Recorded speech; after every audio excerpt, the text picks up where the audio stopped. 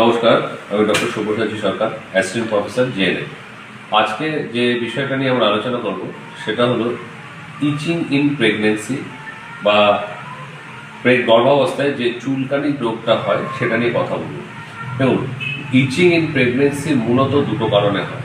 এক, skin disease মানে চামড়ার রোগ। সেই চামড়ার যে রোগ আছে সেগুলো তো নির্দিষ্ট কতগুলি রোগ আছে, যেমন ধরুন স্কেবিস আছে, এক্সিমা আছে, সেখানে টিনিয়া আছে, এই জাতীয় রোগগুলো আছে। সেগুলো নির্দিষ্ট চিকিৎসা ডার্মাটোলজিস্ট ডাক্তারবাবুরাও করেন, আমরা গাইনোকোলজিস্টরাও মাঝে মাঝে করে দিই, বাট মেইনলি ডার্মাটোলজিস্টরাই করেন। কিন্তু আরেকটি রকমের ইচিং আছে প্রেগনেন্সিতে, যেটা মেইনলি প্রেগনেন্সি ঘটিত কারণেই এই ইচিংটা হয়, এবং এর ট্রিটমেন্ট কিন্তু সম্পূর্ণরূপে গাইনোকোলজিস্টরাই করেন এবং সেটাই করা উচিত।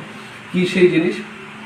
দেখা যায় যে সারা গায়ে চুলকানি হচ্ছে এবং সেই ইচিংটার সাথে কোনো রকম র্যাশ জাতীয় জিনিস কিন্তু বেরোবে না, এবং চুলকানিটা বেশ ভালো রকম চুলকানি, যেখানে আপনার ডে টু ডে লাইফস্টাইল যেটা আছে সেটা হ্যাম্পার হচ্ছে।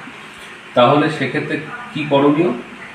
যদি আপনার প্রেগনেন্সিতে এই রকম ইচিং হয়, অবশ্যই আপনার গাইনোকোলজি ডাক্তারবাবুর সাথে কনসাল্ট করুন, কারণ প্রেগনেন্সিতে ইচিংয়ের যেটা কারণ সেটা কিন্তু মেইনলি ইস্ট্রোজেন হরমোনজনিত কারণ, এবং সেখানে বাইল অ্যাসিড একটা জমা হচ্ছে, এবং এই বাইল অ্যাসিড কিন্তু শিশুর জন্য মানে গর্ভাবস্থায় যে শিশু রয়েছে তার জন্য কিন্তু ক্ষতিকারক হতে পারে, এবং বিশেষ করে প্রেগনেন্সির শেষ ভাগে 7 মাসের পরে এরকম যদি চুলকানি আনকন্ট্রোল থাকে, এই ইচিং যদি আনকন্ট্রোল থাকে, এবং সেটাকে আমরা আইসিপি বলি, ইন্টারহেপাটিক কোলেস্টেসিস অফ প্রেগনেন্সি, তো সেই আইসিপি যদি থাকে সেখানে কিন্তু বাচ্চা মারা যাওয়ার একটা সম্ভাবনা থেকে যায়।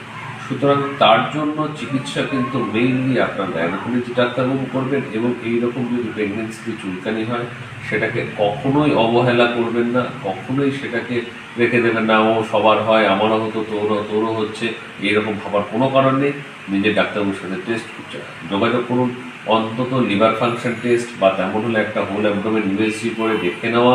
যদি সেগুলো ঠিক থাকে তাহলে ভালো, আর যদি বেঠিক থাকে তার জন্য চিকিৎসা করলে কিন্তু সম্পূর্ণরূপে এর থেকে নিরাময় সম্ভব।